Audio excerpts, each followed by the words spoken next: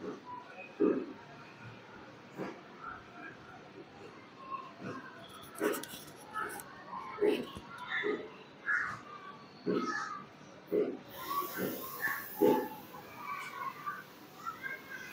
आहे 22 तारीख आणि उद्या 23 तारखेला बुद्ध जयंती निमित्त माझ्या गावामध्ये कार्यक्रम आहे. तर आम्ही निघालेलो आहोत बाजाराच्या गावी काही साहित्य खरेदी करण्यासाठी. तर नमस्कार मित्रांनो, स्वागत आहे तुमचं पुन्हा एकदा नवीन व्हिडिओमध्ये. सकाळचे 11 वाजलेत आणि आम्ही पोचलो आहेत तीर्थापुरी या बाजारातील गावामध्ये. आणि मान्यवरांचा सत्कार सन्मान करण्यासाठी आम्ही येथे छत्रपती शिवाजी महाराजांच्या जो राज्याभिषेक सोहळा आहे त्याचे फोटोज आम्ही घेतलेले आहेत. ज्या मान्यवरांनी आम्हाला आमच्या गावातील बुद्धविहार बांधण्यासाठी सहकार्य केलं त्या मान्यवरांचा यथोचित सन्मान आम्ही करणार आहोत.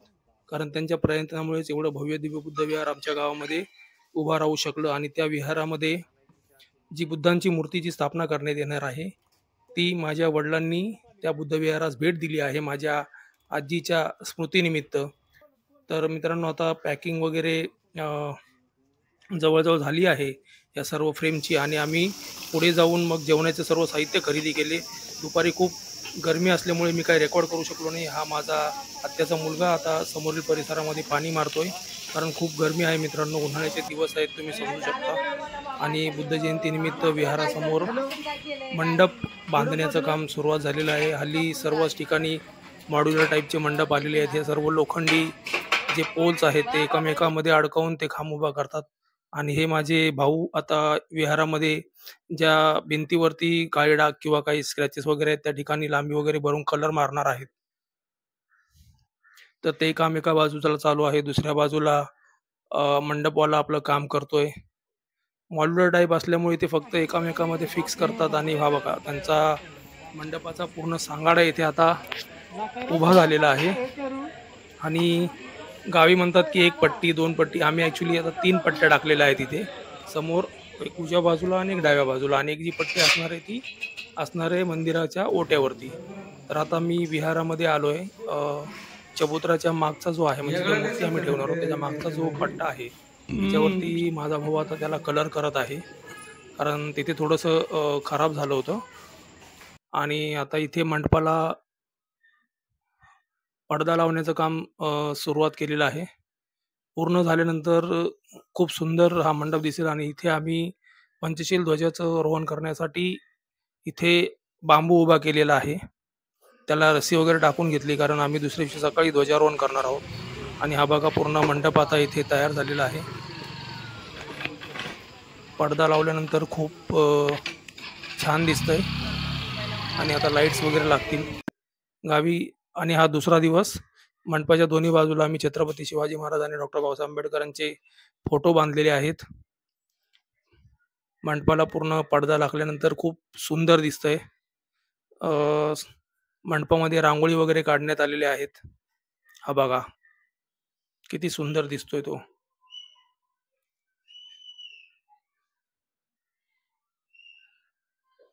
आणि इथे जो आम्ही रात्री बांबू लावला होता ध्वजारोहणासाठी, तेथे सुद्धा रांगोळी काढण्यात आलेली आहे. आणि याच ठिकाणी थोड्याच वेळात ध्वजारोहण होणार आहे पंचशील ध्वजाचं. हे बघा, खूप छान रांगोळी वगैरे इथे काढलेल्या आहेत. आम्ही ओट्याच्या ज्या शिडीज आहेत त्याच्यावरती कार्पेट लावून घेतलेलं आहे. आणि आता सकाळचे साधारण 8:30 वाजलेत. आम्ही पंचशील ध्वजाचं इथे ध्वजारोहण होत आहे. माझे जे सर्वात सिनियर काका आहेत त्यांच्या हाती आम्ही ध्वजारोहण करत आहोत. तमाम बौद्धांचा हा जागतिक धम्मध्वज आहे, तो बुद्ध जयंतीनिमित्त आम्ही येथे फडकावत आहोत. आणि ध्वजारोहण इथे झालेलं आहे. या निळ्या आकाशाच्या पार्श्वभूमीवर पंचशील ध्वज खूपच आकर्षक दिसतोय मित्रांनो इथे. आणि हा बघा, ध्वजारोहणानंतर कसा पंचशील ध्वज इथे छान फडकत आहे. आणि बघून मनाला खूप आनंद वाटतो. आणि आता थोड्याच वेळात इथे बुद्धवंदनेला सुरुवात होत आहे. आमच्या सर्व माता भगिनी बहिणी आत्याच्या मुली वगैरे सगळे इथे आलेले आहेत. त्या विहारामध्ये येत आहेत बुद्धवंदनेसाठी. आणि त्या बुद्धवंदना घेतील. त्यानंतर संध्याकाळी बुद्ध मूर्तीची मिरवणूक, भव्य दिव्य अशी मिरवणूक या आमच्या गावामधून निघणार आहे आणि त्यानंतर मूर्तीची स्थापना इथे करण्यात येणार आहे. या माझ्या सर्वात सीनियर काकू आहेत, त्या इथे मेणबत्ती प्रज्वलित करत आहेत आणि त्यानंतर बुद्धवंदनेला सुरुवात होईल. सर्व गावातील मंडळी, सर्व नातेवाईक इथे बसलेले आहेत बुद्धवंदनेसाठी.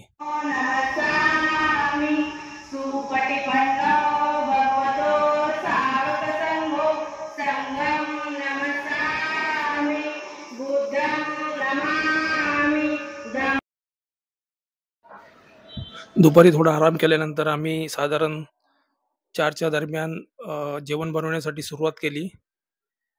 जे पै पाहुणे आले होते त्यातीलच काही मित्र आणि चुलत भाऊ वगैरे सगळे इथे बटाटे, कांदे, टमाटे वगैरे कापण्यासाठी सहकार्य करत आहेत. आम्ही बाहेरचा आचारी लावलेला आहे आणि आम्ही जेवणामध्ये मसाले भात आणि खीर असणार आहे. ही बघा लहान मुलं, जयंती असली की असं लहान मुलांना नटून नवीन कपडे वगैरे घालण्यासाठी खूप आनंद येतो. आणि हा माझा भाऊ जी कढई आहे ती साफ करतोय आणि आमचे आचारी मसाले भात इथे जवळजवळ तयार झालेला आहे. थोडीशी फायनल टच आपण म्हणू त्याला ते देत आहेत आचारी.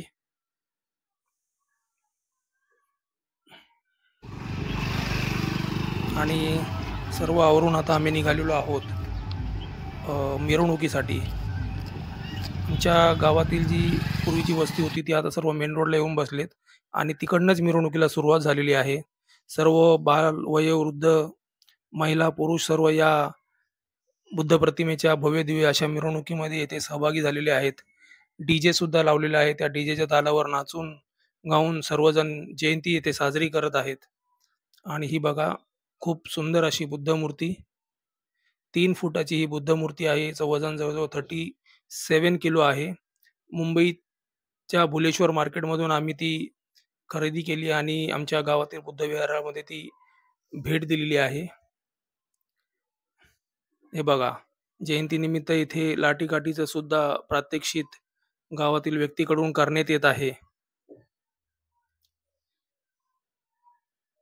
जनरली तुम्ही गावाकडील मिरवणुकांमध्ये हे सर्व दृश्य कॉमन असतात आणि लहान मुलांनी सुद्धा या मिरवणुकीमध्ये सामील होऊन भरघोस आनंद लुटलेला आहे.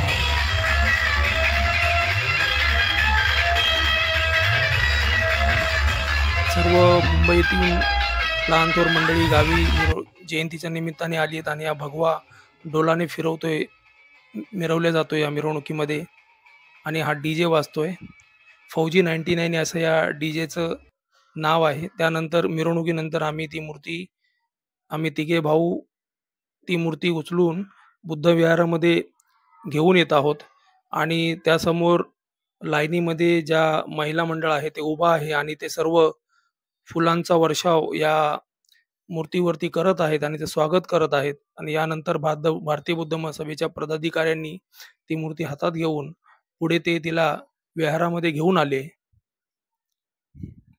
आणि विहारामध्ये ठेवल्यानंतर पुन्हा एकदा सामूहिक बुद्धवंदना होईल आणि त्या मूर्तीची स्थापना केली जाईल.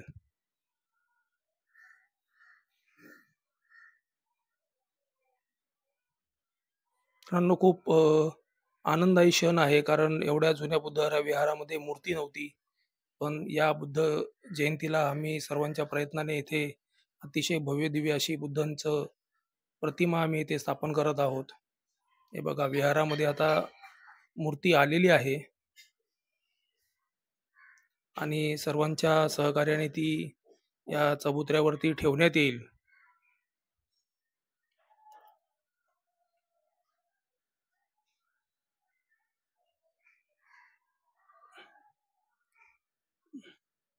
मूर्तीवरती काशाई वस्त्र म्हणजेच चिवर सुद्धा घालण्यात आलेला आहे.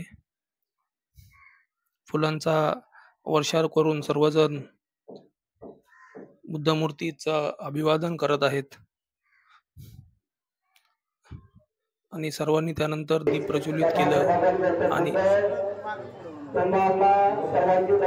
भारतीय राज्यघटनेचे प्रकार परमपूज्य महामानव बोधिसत्व विश्वरत्न डॉक्टर बाबासाहेब आंबेडकर प्रथमतः या दोन्ही महापुरुषांच्या त्यांच्या विचारांच्या कार्याला मी प्रथमतः त्रिवार अभिवादन करतो.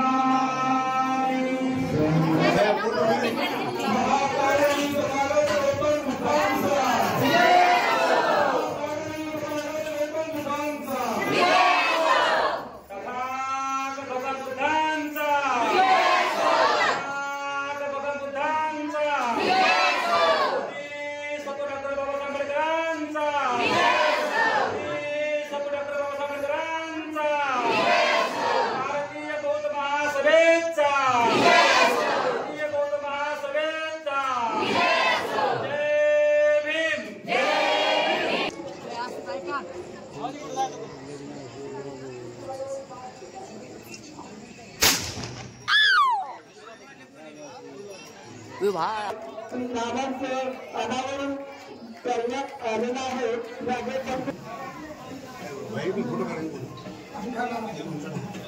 गौतम बुद्ध भारतीय घटनेचे शिल्पकार डॉक्टर बाबासाहेब आंबेडकर, महात्मा ज्योतिबा फुले, राजश्री शाहू महाराज, छत्रपती शिवाजी महाराज, महामाता तसेच दोन छत्रपतींना घडवणारी माता जिजाऊ, माता सावित्रीबाई फुले, फातिमा शेख, मुक्ता साळवे या बहुजन समाजासाठी आपलं आयुष्य वेचणाऱ्या सर्व महामाता महामानवांना प्रथमतः अभिवादन करतो. आपल्यालाच माहित असेल खापरजे उरा येथे 1979 साली या जालना जिल्ह्यातील तसेच घनसावंगी व अंबड तालुक्यातील प्रथम बुद्धविहार आपल्या या खापर एवढ्यामध्ये उभा राहिलं किंवा आपण ते बांधलं. पण मित्रांनो, इतिहासात आपण जाऊ तर महाकारुणी तथागत गौतम बुद्धांना आजच्या दिवशी म्हणजे वैशाख पौर्णिमेच्या दिवशी त्यांना ज्ञान प्राप्ती झाली. त्यांचा जन्म आणि त्यांचा मृत्यू हा तिहेरी संगम हे एका दिवशी येतो. आज आपण त्यांची जयंती साजरी करत असताना चक्रवर्ती सम्राट अशोक यांना आपण विसरून जाणार नाही.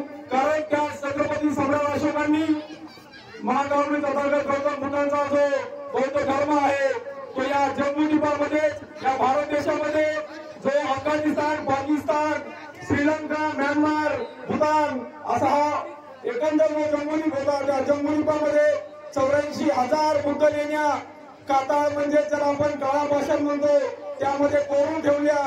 आणि त्याच बुद्ध धर्माचा नंतर बाबासाहेब आंबेडकरांनी अभ्यास करून आपल्याला 14 ऑक्टोबर 1956 साली या भारत देशामध्ये पुन्हा बौद्ध धर्म पुनर्जीवित करण्याचं काम केलं.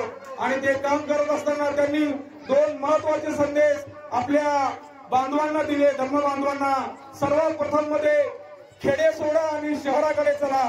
1972च्या दुष्काळानंतर या खेड्यांमध्ये असलेली सर्व माणसं आपल्या किडू घेऊन शहराकडे गेली आणि तेथे स्थायिक झाली.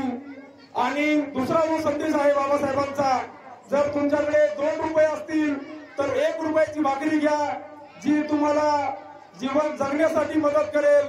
आणि दुसरा जो रुपया आहे त्याचं मुलांना शिक्षण द्या, म्हणजेच तुम्हाला जगण्याचा जो मार्ग तो कळेल.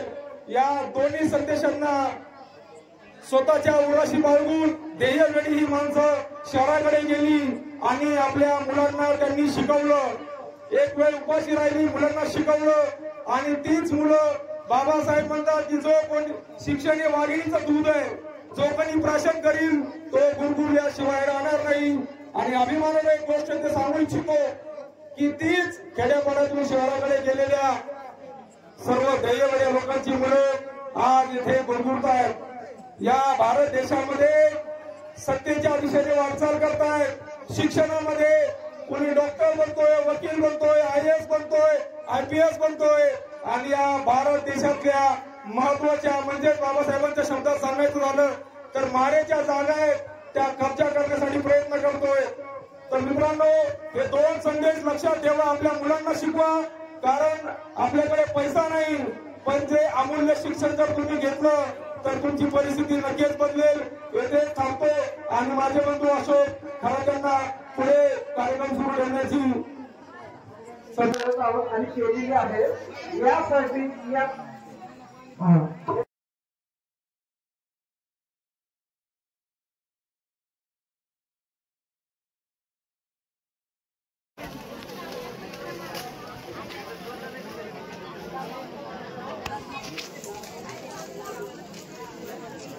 काय वाजवा जरा जोरात.